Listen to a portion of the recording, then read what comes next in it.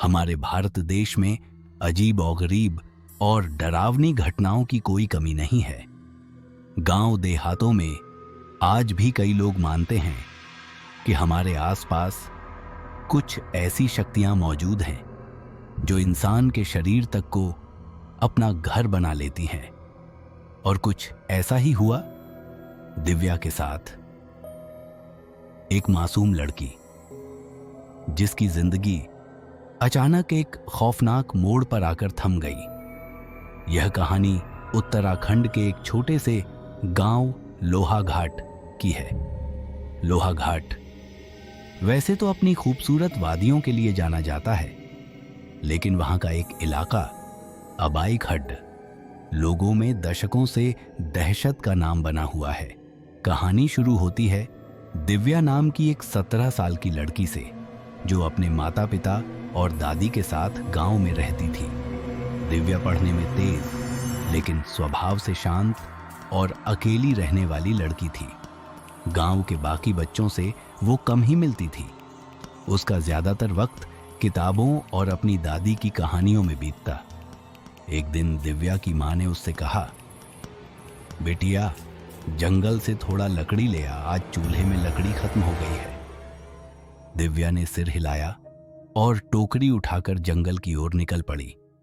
लेकिन जिस रास्ते से वह जा रही थी वो गांव वालों की नजर में मना किया गया इलाका था। कहते हैं वहां पर एक पुराने पिशाच का साया था, एक ऐसा पिशाच जिसे मरे हुए 100 साल हो गए थे, लेकिन उसकी आत्मा आज भी मुक्ति नहीं पा सकी थी। गांव वालों की मान्यता थी कि रात के समय अगर कोई अब्बाई खड्ड के पास जाता है तो वो या तो कभी वापस नहीं आता या फिर कुछ बनकर लौटता है, कुछ ऐसा जो इंसान नहीं होता। लेकिन उस दिन शाम के वक्त दिव्या उस खड्ड की ओर बढ़ गई।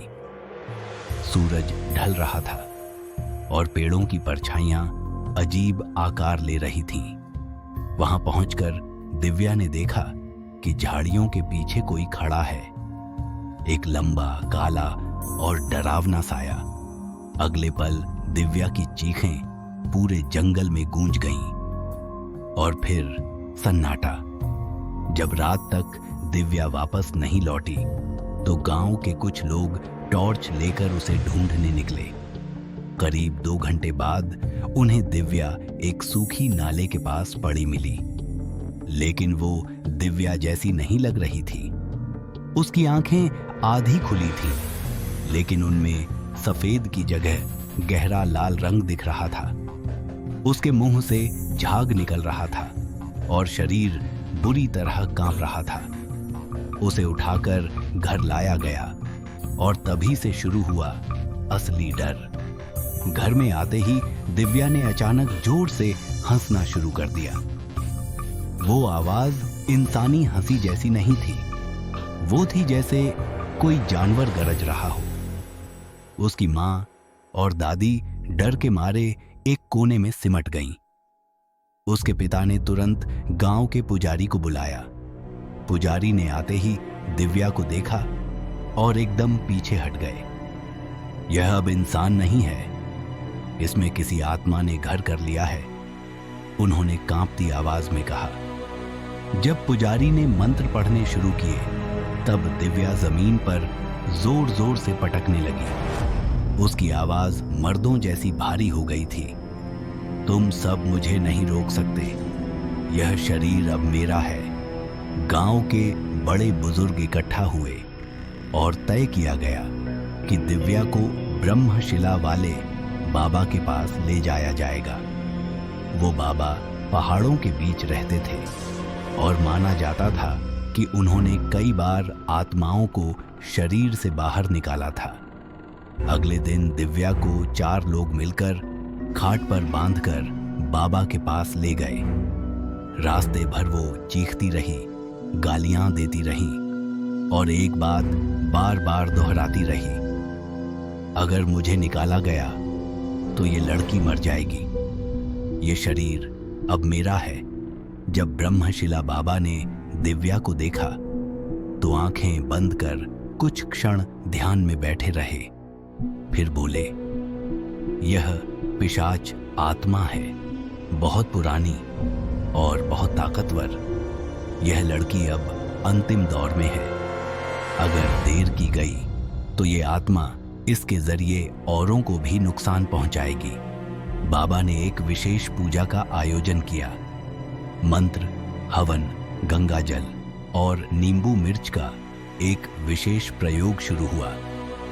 जैसे जैसे पूजा आगे बढ़ी, दिव्या और ज्यादा हिंसक होती गई। उसके हाथ पैर अकड़ने लगे, आंखें पूरी काली हो गईं और वो अजीब सी भाषा में कुछ बड़बड़ाने लगी। अचानक दिव्या का शरीर झटके खाने लगा और वह जमीन पर गिर पड़ी। एक गहरी गुर्राहट के साथ उसकी चीख निकली, नहीं, मैं नहीं जाऊंगी।